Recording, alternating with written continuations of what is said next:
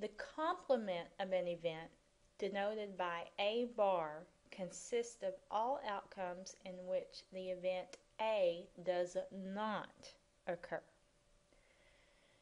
For example, the outcomes of an event and the outcomes of its complement make up the entire sample space. If two coins are tossed, the sample space head-head, head-tail, tail-head, and tail-tail.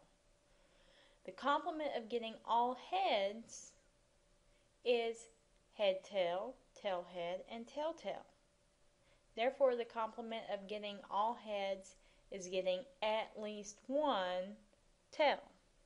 So, we do have a formula for the complement of an event, and that is 1, since the sample space, entire sample space, those probabilities add up to 1.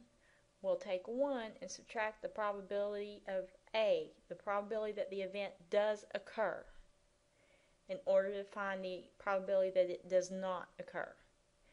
There may be some problems where you can, like rolling a single six-sided die, you might be able to just look at those and tell, but for more complicated problems, you'll need this formula.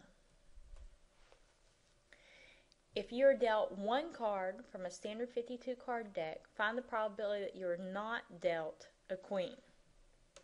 Now, there are 4 queens and 48 cards that are not queens. So we should be able to figure out quite easily that the probability that it is not a queen would be 48 over 52. But let's go ahead and practice our formula so that we'll have that practice for when we need it.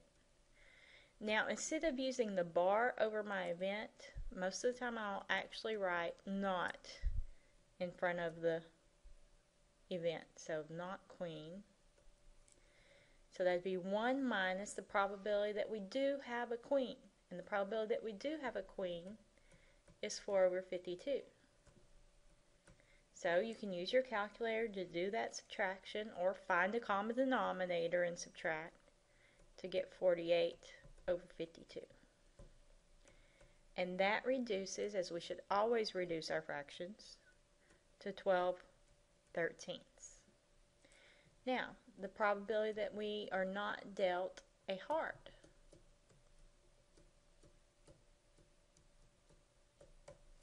So that would be 1 minus the probability that we are dealt a heart. There's 13 hearts and 52 total cards. So, 1 minus 13 over 52 is 39 over 52. And that reduces to 3/4. And that is 52. Okay. So our answer for not a heart is 3/4.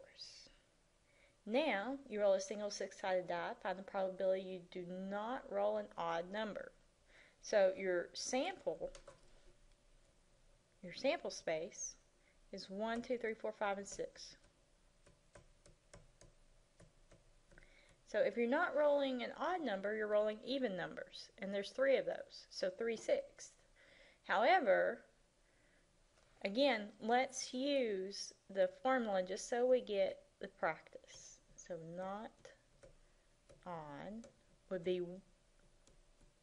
1 minus the probability that we do roll an odd, and finding the probability that we do roll an odd, there are 6 things in our sample space, and 1, 3, and 5 are odd, so there's 3 of those. 1 minus 3/6 is 3/6, or 1/2.